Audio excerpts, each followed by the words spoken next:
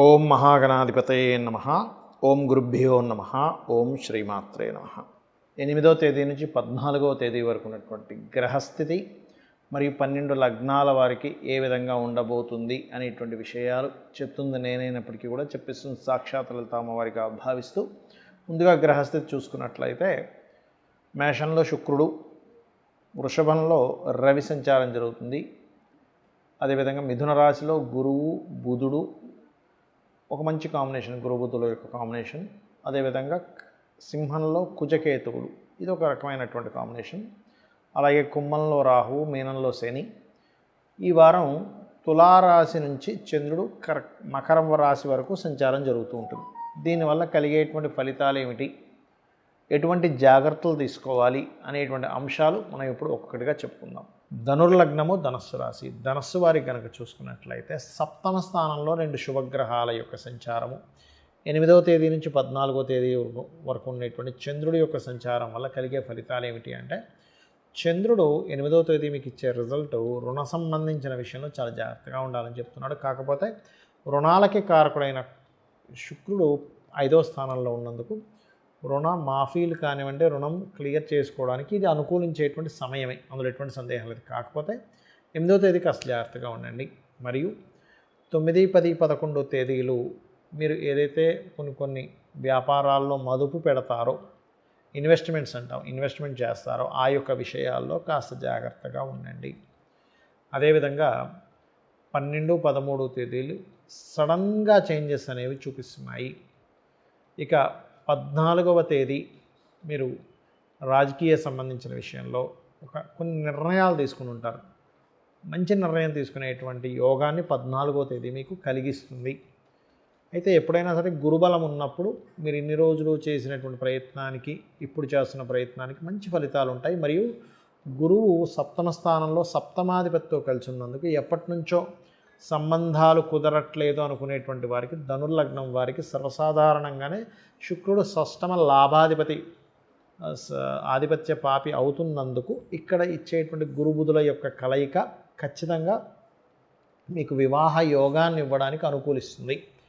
అలాగే మీ యొక్క జీవిత భాగస్వామికి కూడా ఏదైనా కొత్త కోర్సెస్ చేయడానికి, మీరు కూడా ఏదైనా కొత్త కోర్సెస్ ఇద్దరు కలిసి ఏదైనా కొత్త కోర్స్ చేయడానికి చాలా అనుకూలంగా ఉంది చెప్పాలంటే.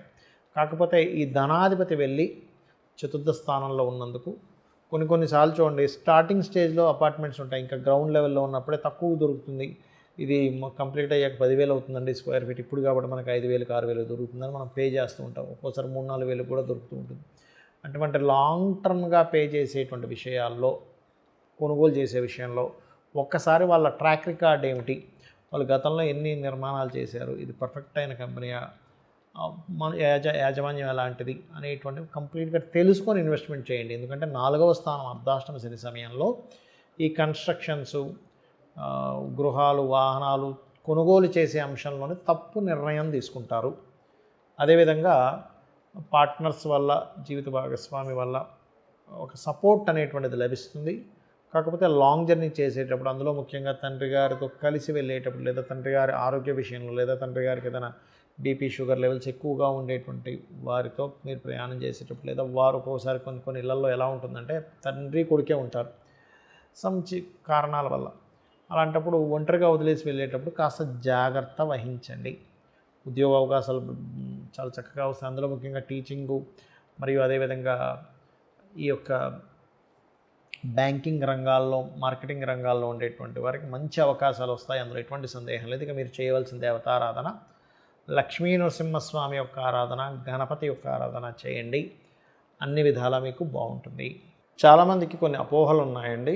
ఈ వీడియోలో చాలా అపోహలను తొలగించే దీని మీద నేను చెప్పబోతున్నాను. ఒకటి, వివాహ సంబంధాలు కుదుర్చుకునేటప్పుడు కేవలం పాయింట్స్ చూస్తున్నారు చాలామంది తెలియక. 18 పాయింట్లు కలిశాయి చేసేయండి, కానీ అది పూర్తిగా తప్పు. పాయింట్లు కొంతవరకు పనిచేస్తుంది, అసలు పనిచేయదని నేను చెప్పట్లే. కానీ అంతకంటే ముఖ్యంగా చూడవలసినటువంటి అంశం ఏమిటి అంటే, వాళ్ళ యొక్క జన్మ నక్షత్రాలు మిత్రులు అవుతున్నారా లేదా, దానివల్ల మనసులు కలుస్తాయి.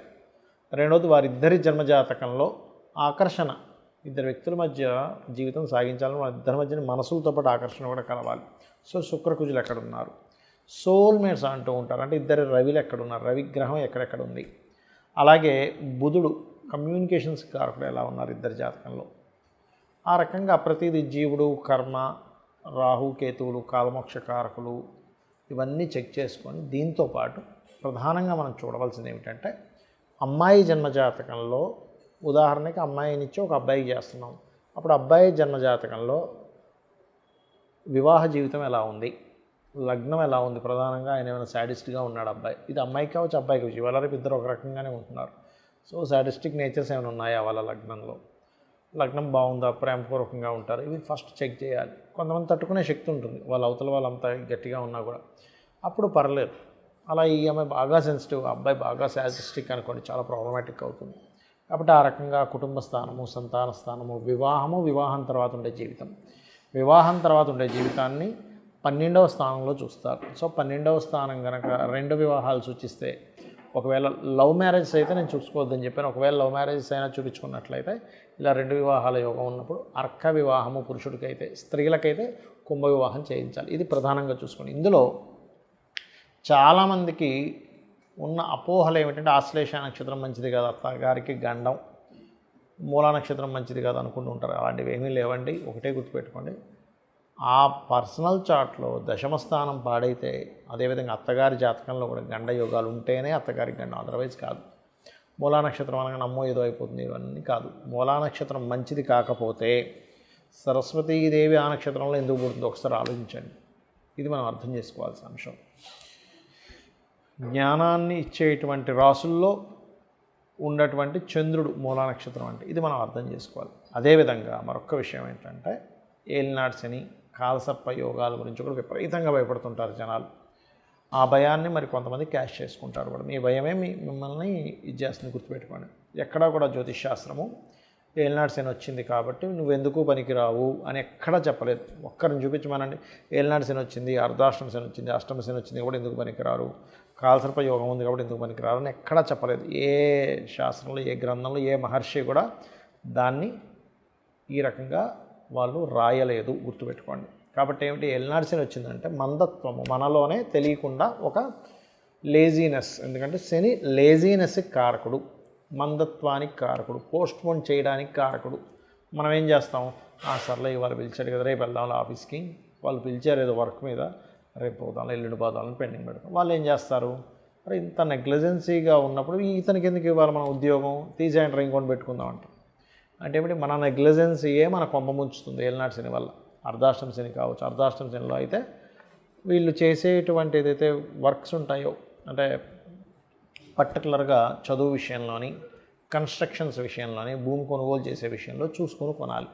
అష్టమ శని అయితే ఆల్ ఆఫ్ సడన్ థింగ్స్ ఎక్కువగా జరుగుతూ ఉంటాయి, అది ముఖ్యంగా జాగ్రత్త పడాలి. అయితే చాలామందికి ఇక్కడ ఉండే అపోహ ఏమిటంటే ఏలినాటి శనిలో పెళ్లి చేసుకోవచ్చా, ఏలినాటి శనిలో ఇల్లు కొనవచ్చా, ఏలినాటి శనిలో నేను ఉద్యోగంలో జాయిన్ అవ్వచ్చా, ఉద్యోగం పోతుందేమో. నేను ఒకటే చెప్తా చూడండి, లేట్ అవుతాయి, స్ట్రెస్ఫుల్గా అవుతాయి, అంతేగాని మిమ్మల్ని ఎక్కడ కూడా ఇబ్బంది పెట్టదు. ఎందుకంటే నేను చాలా వీడియోలో చెప్పాను, ఏలినాటి శనిలోనే గొప్ప గొప్ప వాళ్ళందరూ పిఎంలు, సీఎంలు అయ్యారయ్యా. చంద్రబాబు నాయుడు గారు పిఎం, మన మోడీ గారు, ఆయన ఏలినాటి శని, అర్ధాష్టమ శని 2 శనిలోనే ఆయన పిఎంగానే ఉన్నారు, ఒకసారి ఆలోచించండి. అలాగే జగన్ గారు, స్వర్గీయ ఎన్టీ రామారావు గారు. ఎందుకు చెప్తున్నానంటే ఇవన్నీ ఉదాహరణ, ఏమంటే గొప్ప గొప్ప వాళ్ళు అంటే వాళ్ళ లైఫ్స్ మనకు తెలుసు, కామన్ మ్యాన్ లైఫ్ మనకు తెలియకపోవచ్చు. కాకపోతే మీకు ఇవి చెప్తే మీరు మీకు సర్కిల్లో ఉండేటువంటి వాళ్ళ యొక్క ఏలినాటి శనిలో వాళ్ళు ఎంత గొప్పగా ఎదిగారు, స్ట్రెస్ ఉంటుంది, నేను ఉండదు అని నేను చెప్పట్లే. కాకపోతే ఆ స్ట్రెస్ని ఎలా తొలగించుకోవాలో తెలుసుకోవాలి. ఎప్పుడు కూడా మనకు జ్వరం వస్తుందండి, జ్వరం వచ్చిందని బాధపడతామా, కాళ్ళ నొప్పి వచ్చింది, కడుపు నొప్పి వచ్చింది బాధపడం కా మనం, దానికి ఏ ట్యాబ్లెట్ వేసుకోవాలో వేసుకుంటాం. అలాగే ఔషధం ఎంత ముఖ్యమో, ఏలినాటి శని ఉన్నప్పుడు చక్కగా మీరు హనుమాన్ ఆలయం, లేదా సుబ్రహ్మణ్యేశ్వర స్వామి ఆలయం, లేదా గణపతి ఆలయం, లేదా అమ్మవారి ఆలయానికి రెగ్యులర్గా వెళ్ళండి. మీరే 100% చక్కటి ఫలితాలు మీరు చూస్తారు. ఎక్కడా కూడా అసలు ఏలినాటి శని జరుగుతున్న ఫలితమే మీకు కనబడదు. అలాగే రెండవ విషయం ఏమిటంటే ఈ కాలసర్ప యోగాలు కూడా జన్మజాతకానికి అప్లై చేయకూడదు. కేవలం గోచారంలో, అంటే దేశకాల పరిస్థితుల గురించి చెప్పడానికి మాత్రమే ఈ కాలసర్ప యోగాలు చెప్పారు. ఇది భయపెట్టేసి మీరు భయపడిపోయి అమ్మో ఏదో అవుతుందని అనుకుంటున్నారు. దీనికి ఒకవేళ సరే మీకు అంతగా భయం ఉంది, చక్కగా మీరు ఏం చేస్తారంటే రోజు కాలసర్ప యోగం ఉందనుకుందాం, అది పనిచేయదని చెప్తున్నా, అయినా మీ భయం పోగొట్టడని చెప్తున్నాం. గణపతిని దుర్గని అనుక్షణం తలుచుకోండి, మీకు ఆ దోషమే ఉండదు. ఒకటి. రెండవది, రాహుకేతువుల దగ్గర దీపారాధన చేయండి. ఇంకా ఎక్కువ ఉందండి, మీకు తెలియట్లేదు. కొంతమంది అంటుంటారు, అయ్యా నీకు దానివల్ల కాదు అంటే, లేదండి నాకు చాలా ఇబ్బంది పడ్డాను, నాకు కాలసర్ప దోషం వల్లే అంటూ ఉంటారు ఎంత చెప్పినా కూడా. అలా ఉంటే చక్కగా 6 నెలలకు ఒకసారి కాళహస్తి వెళ్ళండి. ఆ ఈశ్వరానుగ్రహము, రాహుకేతువుల యొక్క అనుగ్రహంతో మీకు అనుకున్న పనులు అనుకున్నట్టుగా అవుతాయి. ఎందుకంటే మెగాస్టార్ చిరంజీవి గారి గురించి కాలసర్ప యోగము కాబట్టి అది కూడా ఎక్కడ మిమ్మల్ని ఆపదు. జ్యోతిష్శాస్త్రం అనేటువంటిది మార్గనిర్దేశం చేసుకోవడానికి ఉంది. ఎటువైపు వెళ్ళాలి, ఎలా చేయాలి, ఎప్పుడు ఏ పనులు చేయాలి, ఎప్పుడు నేను ఎందులోకి వెళ్తే నేను సక్సెస్ అవుతాను, ఇటువంటి వాటి కోసం ఉంది. కానీ ఏదో మనం భయపడుతూ ఇంట్లో కూర్చొని ఏ పని చేయకుండా ఉండడానికి కాదు. శ్రీమాత్రే నమః.